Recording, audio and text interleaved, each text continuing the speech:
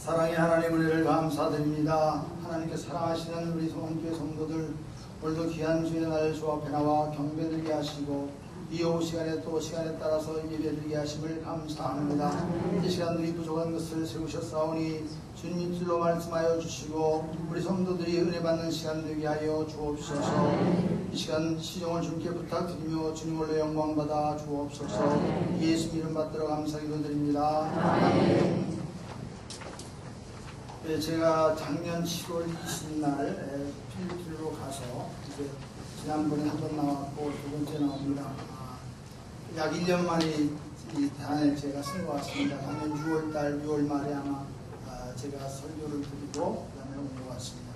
그동안 개인적으로 이렇게 소식을 전한 분도 있었고 또 제가 요즘 인터넷 시대니까 가끔 소식을 접해봅니다만 교회가 날로 부흥하는 소식을 들을 때 조금이라도 감사한 마음이 넘치고 또 기도하게 하신 하나님께 감사를 드립니다. 저희가 가 있는 곳은 또 궁금한 분이 있어서 말씀을 잠깐 드리고 말씀을 나누겠습니다.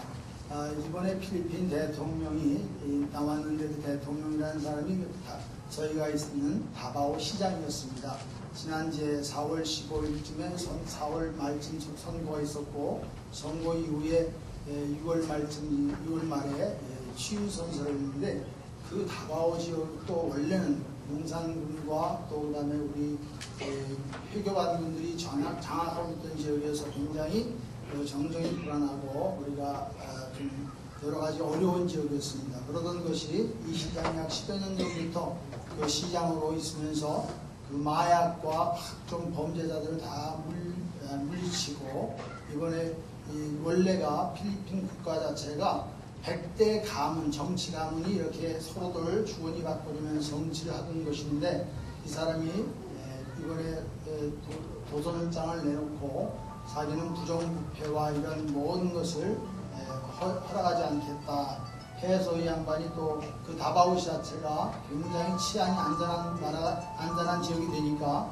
굉장히 많은 국민들이 동조를 해서 이렇게 이번에 대통령이 됐습니다. 그런데 벌써 대통령이 된 지 얼마 되지도 않았는데 많은 마약상들이 총살을 당하기도 하고 하여간 경찰들이 많이 죽였습니다. 그런가 하면 1,000명이나 되는 사람들이 자수를 해서 굉장히 지금 이제 필리핀도 마약을 퇴치하는 데 앞장서려고 하는 모습이 보이면서 우리가 그런 지역이 있는데요. 저희가 있는 그 다바오 지역은 마닐라에서 960km 정도 떨어져 있습니다.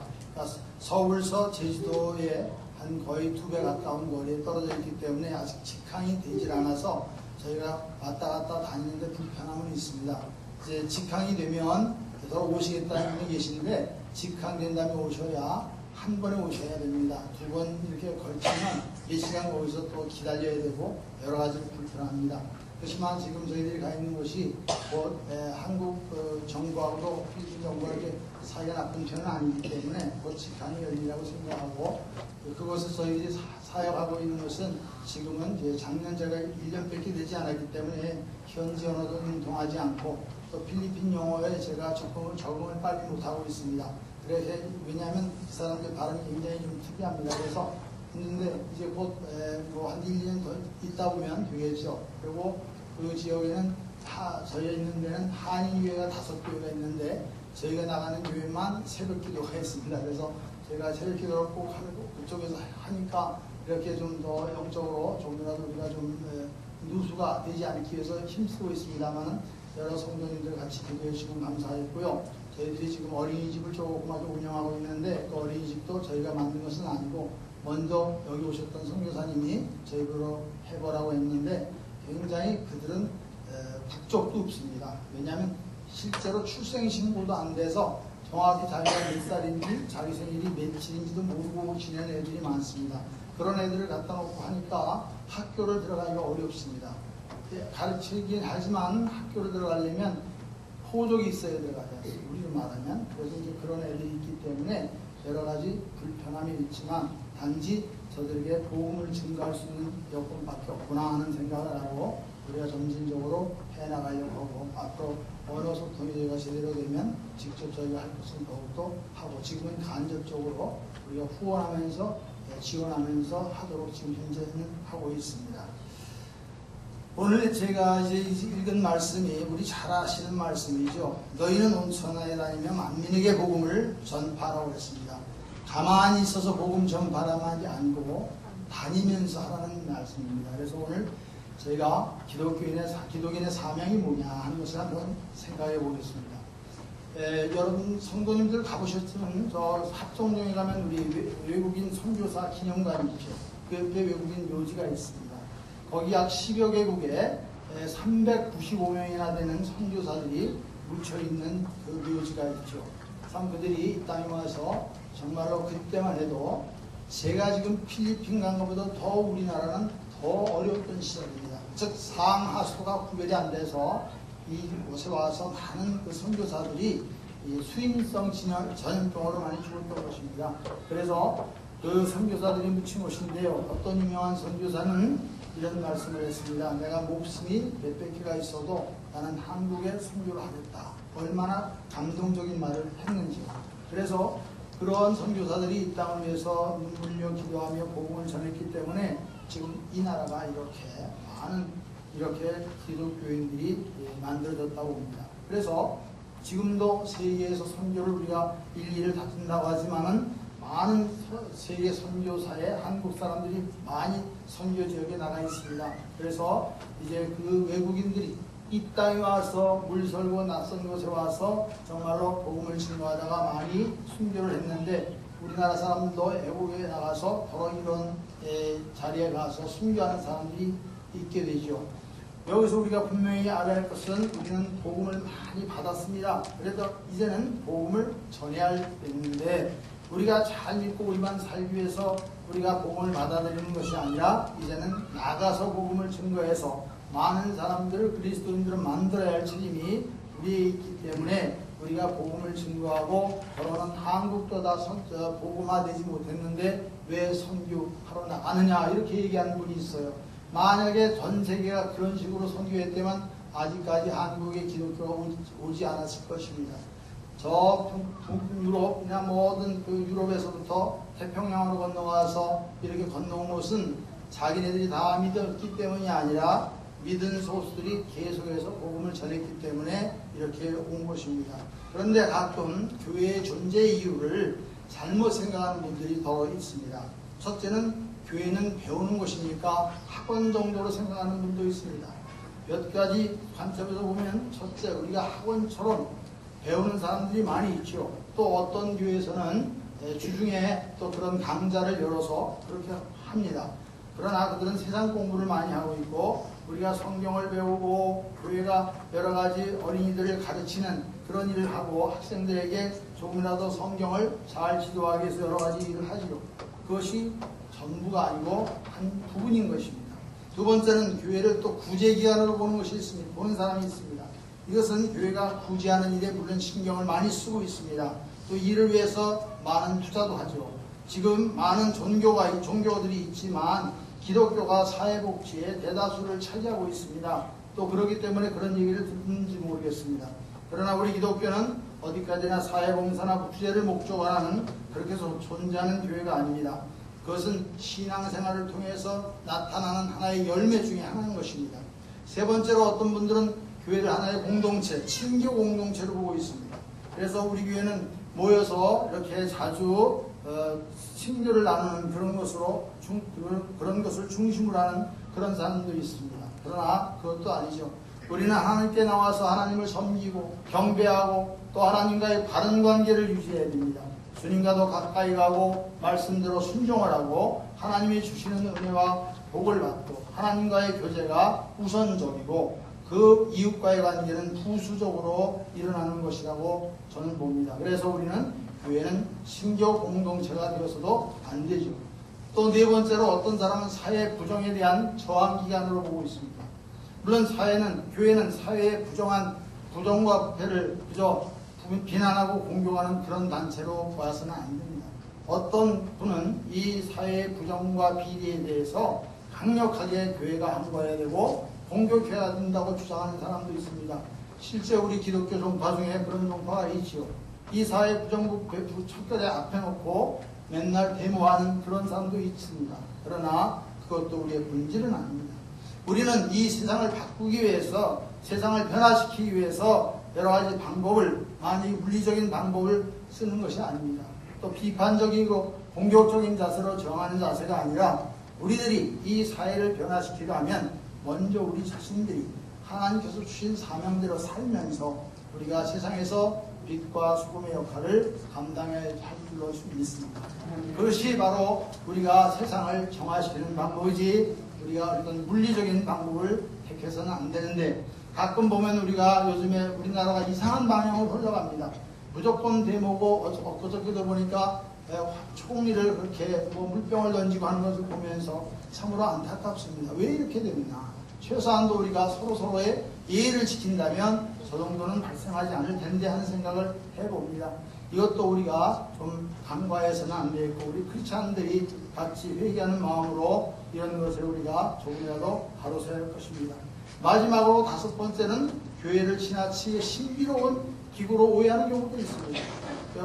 쉽게 말하면 교회는 신비로운 단체라고 주장하는 사람도 있어요. 물론 오늘 교회는 신비적인 요소가 많이 있습니다.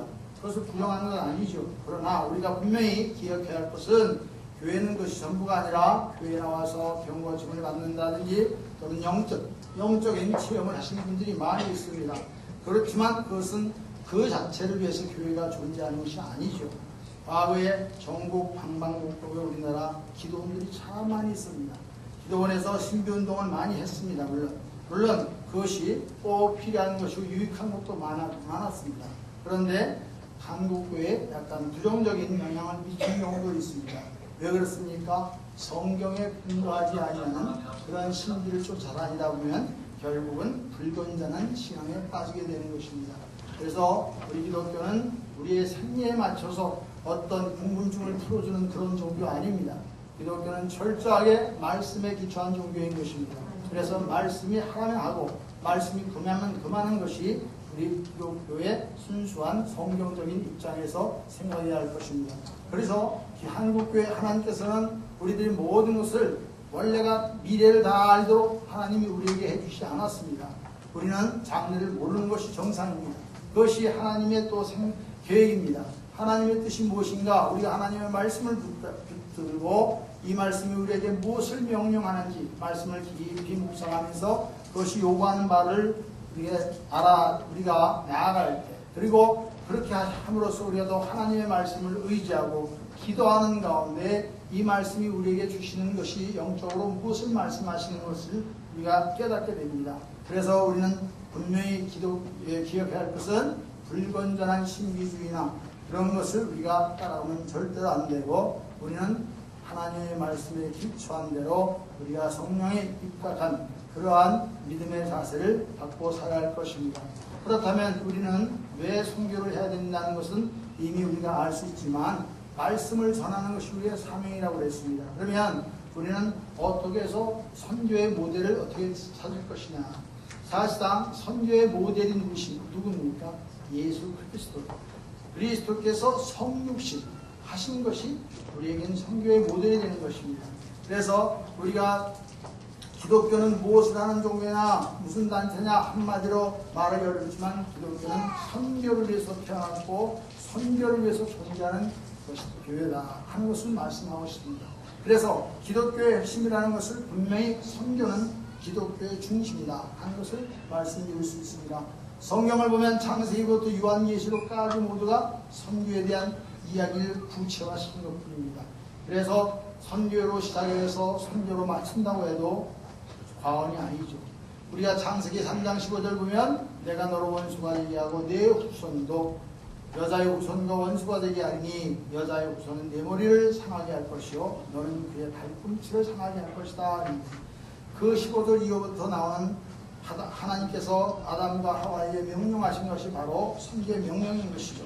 거기서부터 시작해서 지금 아담 하와가 범죄함으로 거기 선교가 필요하게 된 것입니다. 죄로 아담 후손들이 다 죽었을 때 하나님께서는 죽은 인간들을 구원하시기 위해서 사역하신 것이 바로 선교입니다. 그래서 성경을 보면 구약에 나타나는 제사제도며 모든 사건 사고들은 모두 인간인들이 다 그 모든 것이 하나님의 선교에 초점을 맞추고 있다고 보아집니다. 그래서 그것은 우연한 것이 아니죠. 신약에서도 마찬가지입니다. 너희는 성령을 받고 예루살렘과 유다와 사마리아 땅끝까지 이르러 증인자라고 말씀하신 말씀처럼 우리가 또 마태, 마가, 누가, 요한, 누가 복음 세 복음은 모두가 나이 때부터 선교라는 것이 초점을 맞추고 있는 것입니다. 그렇기 때문에 우리는 선교를 해도 되고 안 해도 되는 것이 아니라 끝까지 우리는 선교로 시작해서 선교로 이어져야 됩니다. 성도 여러분, 선교의 기본은 어디에 있는가 하면 예수님의 성육신에 초점을 맞춥니다. 예수님께서 인간을 구원하시고 선교하시기 위해서 하늘보다 버리시고 친히 이 땅에 오셨을 때 그냥 오셨습니까? 본인이 성육신 하신 것이죠. 즉 말하자면 육체를 입으시기 위해서 결국은 마리아를 통해서 이 땅에 오셨습니다. 인간의 몸에 들어가셔서 인간의 몸을 입으시고 인간의 모양으로 나타나신 것입니다. 이것은 무엇을 말하는 것입니까? 바로 이런 방법으로 예수님께서 선교하시는 겁니다. 선교는 앉아서 명령해서 되는 것이 아닙니다. 친히 찾아가야 하는 것입니다. 우리 주님이 이 인간 세상에 찾아오신 것처럼 우리도 선교지를 찾아가야 하는 것입니다. 그래서 선교사들이 열심히 나가서 선교하는 것이죠. 우리가 많은 선교사를 돕고 개척교회도 돕고 미자리 교회도 돕습니다. 또 단기 선교도 합니다. 이 모든 일들은 우리가 직접 찾아가야 하는 것이죠. 그래야 선교가 가능한 것입니다. 우리는 그래서 후방에서 선교사를 위해서 기도해주고 돕는 일에 열심히 하는 것이 우리의 선교를 위해서 해야 할 일입니다. 예수님이 성육신이 바로 선교의 근거가 되고 선교의 방향이 되는 것입니다. 우리 주님은 명령으로 선교한 것이 아니라 친히 말로써 권한 것이 아니고 하늘보다 버리시고 이 땅에 친히 오셨습니다. 그래서 처녀 마리아의 몸을 통해서 태어나심으로 선교가 시작되었다는 것이죠.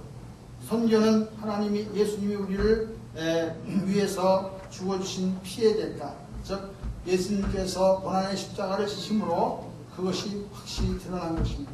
그래서 예수님께서 하늘 영광 보좌를 버리고 이 땅에 오셔서 비천한 몸을 입고 말할 수 없는 희생과 고통을 겪으시고 본인 스스로가 낮아지시고 겸손을 가르치시고 우리에게 멸시와 천대를 받으시면서 십자가에 죽어주신 사건에 대해서 그런 대가를 치르시고 결국은 선교를 우리에게 알려주시는 것입니다.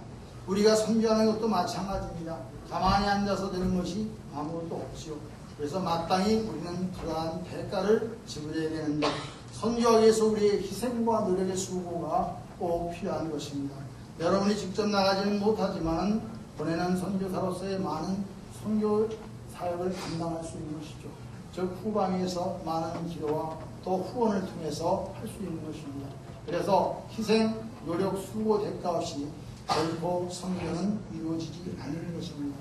또 우리가 예수 그리스도의 부활의 사건은 우리의 선교의 목적을 설명해 주는 것입니다. 그래서 선교는 예수 그리스도의 부활에 초점을 맞추고 있는데 많은 선교사들이 선교하기 위해서 수고하고 순교당하는 선교사들이 굉장히 많습니다. 예전에 한 40-50년 전 얘기입니다만 미국의 명문대 출신 5사람이 청년이 있었습니다. 그들이 에콰도르라는 나라에 가서 복음을 전하기로 하고 그들이 결단을 내리고 당시 에콰도르라는 나라는 아직도 식인종이 일부 살고 있던 것이죠. 지금도 전 세계의 일부 국가에서 식인종이 조금 있습니다. 그런데 들어가서 5 청년은 모두 결혼을 하고 선교지로 떠났습니다. 그리고 그 부인들은 일단 후방에 남겨놓고 5명의 남자들이 경비행기를 타고 그 지역으로 들어갑니다. 그들은 총과 무기를 일부 가지고 갔습니다. 그런데 거기에 있는 식인종들에게 다 죽임을 당하는 것입니다. 얼마 후 부인들이 이 사실을 알게 된 부인들이 그것을 다시 찾아갑니다. 가보니까 남편들은 총과 무기들을 하나도 사용하지 않고 그저 죽임을 당한 겁니다. 이 5 부인들이 그 남편들을 이어서 선교를 시작한 지 40년 후에 그 지역은 1000명에 되는 많은 국내 사람들이 주님을 영접을 했다는 것이죠. 그렇게 복음화가 된 것입니다. 뿐만 아니라 선교사를 죽인 사람 중에 4사람이 그들이 복음을 증거하는 목사가 되었다는 사실입니다. 그들이 만약에 자기가 죽지 않겠다고 해서 무기를 사용했다면 복음은 거기서 종지부가 될 겁니다. 그러나 그들이 희생함으로써 더 많은 열매를 맺었던 것입니다. 그래서 예수를 믿으면 영원히 죽지 않냐함을 우리가 알기 때문에 육신의 삶이 내가 20, 30년 더 살고 간다는 생각을 버리니까 이것이 가능한 것이겠죠. 그래서 그들이 그 때문에 많은 선교사들이 그런 핍박을 받고 나중에는 생명까지 버릴 수 있다는 것입니다. 실제로 원래 선교사들은 현지에 가서 자기 신분을 밝히지 않습니다. 그리고 현지에서 자기가 신분이 드러나면 예를 들어서 어떤 대가를 치르고 교환하자는 조건이 나오기 때문에 원래는 그 자리에서 거기서 순교하는 것을 원칙으로 하고 가는 것입니다. 그런데 그렇지 못해서 더러 말썽이 되는 경우가 있습니다. 성도 여러분, 그뿐입니까? 부활이라는 것은 순교의 내용 중에 우리가 순교의 내용이죠. 골자가 뭡니까? 즉 우리가 부활한다는 것은 부활하기 때문에 우리는 순교할 수가 있어야 됩니다. 그런데 이것은 그것을 감당하지 못하는 것은 뭡니까? 아직까지 믿음이 연약한 사람들이겠죠. 그래서 예수 그리스도는 나를 위해서 죽으셨기 때문에 또 나를 위해서 죽으시고 사흘 만에 부활하셨다. 그것이 바로 우리가 복음의 핵심인 것이죠. 그 복음의 핵심을 바로 우리가 증거해야 할 것입니다. 우리가 복음을 전한다는 것은 예수 그리스도의 부활을 전하는 것입니다. 왜 초대교회 사도들이 많은 핍박을 받고 순교했습니까? 그것은 바로 바리새인들이나 당시 종교 지도자들이 예수는 부활하지 않았다 했어요. 그렇게 얘기했을 때 예수님의 제자들은 예수님 만난 사람들이기 때문에 부활을 증거했기 때문에 그들은 많은 핍박을 받고 고통을 받고 결국 순교하는 자리에 이르렀던 것입니다. 사실상 그렇습니다. 우리는 예수님이 부활했다는 사실은 바로 순교의 중심이 되는 것입니다. 그래서 그렇기 때문에 우리는 예수 선교의 그런 선교는 어떤 힘으로 합니까? 바로 성령의 힘으로 하는 것입니다. 여러분, 선교는 다시 돈으로 노력으로 다 되는 거 아닙니다. 여러 가지 물질 가지고 다 되는 거 아닙니다. 모든 조건을 다 갖추었다고 할지라도 오직 한 가지 성령의 능력을 받아야 되는 것입니다. 하나님이 주시는 은혜를 받아야 성령이 주시는 힘으로 선교를 할 수 있는 것입니다. 죽은 영혼을 살리는 것은 인간의 수고와 노력으로만 할 수 없지 않습니까? 하나님 성령께서 말씀을 전할 때에 강하게 역사하시고 감동 주고 그들에게 강팍한 심령을 녹여주는 그러한 성령의 충만한 역사가 있어야 합니다. 그래서 돌짝밭, 가시밭 같은 그런 영혼들을 성령께서 강하게 감동을 줄 때 그들이 변화받고 예수 그리스도 앞에 돌아오는 것입니다. 그래서 예수 그리스도의 재림은 여러 가지 봐도 선교의 긴급성을 고조시키는 것입니다. 즉 그래서 주님이 오신다는 말씀을 자꾸만 전하는 것은 그들에게 선교하는 원동력이 된다. 사랑하는 교우 여러분, 우리가 선교를 위해서 기도해야 할 이유가 여기 있습니다. 성령께서 임하시고 감동을 주시고 역사하시도록 아버지께 돌아오게 하지 않으면 한 영혼도 죽게 돌아올 수 있는 것이 영혼이 없습니다. 그래서 우리가 성령의 임재와 능력을 간구하시기를 바라야 합니다. 선교는 재림의 긴박성을 우리에게 가르쳐주고 계시죠. 예수님께서 언제 재림하신다는 것은 우리 사람은 다 알 수 없습니다. 그러나 우리에게 성경적으로 보면 하나님께서 예정하신 숫자의 구원 숫자들이 있습니다. 그래서 하나님께 돌아올 때 즉 재림 예수님이 그때 나타나시는 것이죠. 그래서 우리가 나가서 세계 만방의 복음을 증거해서 그들이 하나님께 돌아오되 하나님께서 예정하신 숫자가 타결되면 주님이 재림하신다는 사실을 우리는 알고 있습니다. 그래서 성경은 그리스도의 재림을 제축하는 것이 되고 또 앞당기게 되는 것입니다. 우리는 선교하지 않으면 안 되는 것입니다. 그래서 선교의 관의성을 찾게 되는데 선교는 예수님의 승천에 또한 초점을 맞추게 되죠. 이제 예수님께서 이 땅에 오셔서 우리를 위해서 고난도 당하셨고 또 죽어주셨습니다. 십자가에 못 박히셨습니다. 또 땅속까지 내려가셨습니다.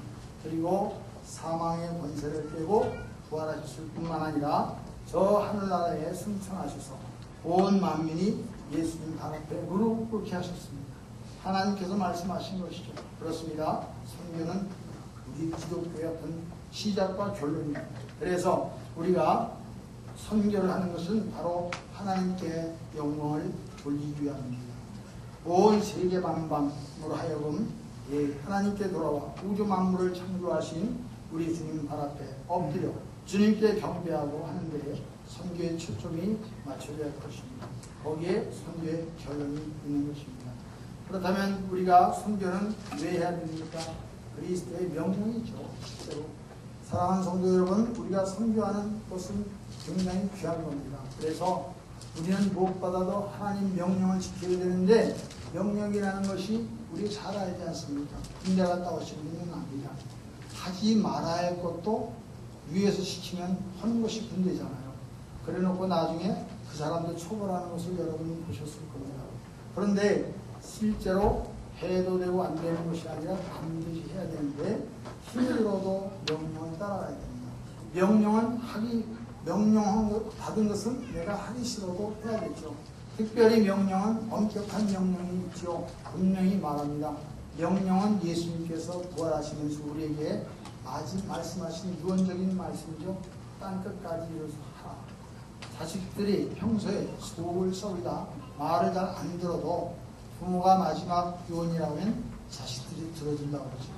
우리가 하나님 말씀대로 순종하기 쉽지는 않습니다. 때로는 실패하고 넘어지고 또 범죄의 자리에 있을 때도 있지만, 그러나 마지막 유언의 명령, 선교의 명령은 순종하시기를 바랍니다.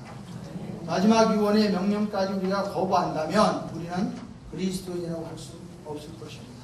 사랑하는 교우 여러분, 하나님의 명령이기 때문에 반드시 선교의 명령은 순종해야 되는데, 그리고 이것은 우리의 본분이기도 합니다. 그리스도인들은 태어날 때부터 선교의 사명을 받아가지고 태어난 것입니다. 저는 이 말을 듣고 갑자기 생각나는 게 있었습니다. 저는 우리 고등학교 때 국민교육원장이 뭐가 되겠죠? 뭐라고 합니까? 민족 중국의 역사적 사명을 띠고 이 땅에 태어났다. 그 생각이 딱 나더라고요. 이 말씀을 생각해보니까 그래, 맞지. 우리는 그렇게 공부했습니다. 우리는 그리스도 앞에서 정말로 선교의 사명을 띠고 태어나신 분들입니다. 여기에 이의가 없으시기 바랍니다. 그런데 우리가 더 학생의 본분이 뭡니까? 공부하는 것입니다. 학생이라면 다른 것보다 공부에 열중해야 되는데, 더 공부를 무엇보다 중요시하는 건데, 더 여유 있는 시간에 우리가 취미생활도 좀 쉬지요. 또 그런데 그 취미생활이 더 공부보다 재밌으면 좀 바뀌지는 겁니다. 본분을 망각하는 것입니다. 마찬가지입니다. 우리 그리스도인들에게 사명이 있다면 바로 복음을 전하는 것입니다. 그분들이 학식이 높고 낮을 떠나서 내가 아는 대로 상대방에게 증거하는 것입니다. 그럼 우리가 세상에서 아무리 바빠도 선교를 먼저 앞세우시기 바랍니다. 교회 봉사도 좋고 법문도 많이 드리고 성경 공부도 좋고 구제 교육 다 좋습니다. 그러나 가장 중요한 것은 이 모든 것보다 선교에 초점을 두고 앞장서게 될 때에 하나님의 영광을 드러낼 수 있는 것입니다. 우리의 본분을 감당하게 되는 것이죠. 선교 소홀히 하면서 다른 것 열심히 하면 하나님이 과연 기뻐하시겠습니까? 선교는 우리의 본분입니다. 뿐만 아니라 세계 만방의 사람들이 우리에게 와달라고 손짓합니다. 사도행전을 보면 우리를 도와달라고 하는 이방 사람들이 우리를 부르고 있는 것을 봤습니다. 우리는 영적으로 그들이 우리를 부르는 소리를 우리가 들을 줄 알아야 됩니다. 그리고 영적으로 손짓하는 손길을 바라봐야 하고, 얼마나 많은 영혼들이, 죽은 영혼들이 미혹에 빠지고 있습니까? 선교라는 것은 가장 값어치 있고 중요한 것입니다. 이 세상에 선교처럼 값어치 있는 일이 어디 있겠습니까? 이 세상에 가장 선한 일 중에 선한 일이고 귀한 일 중에 귀한 일입니다. 세상에서 가장 값진 일 중에 값진 일인데, 세상에서 귀한 일들을 많이 생각해 보죠. 예를 들면 예전에 우리가 1965년도 고등학교 때 갔습니다.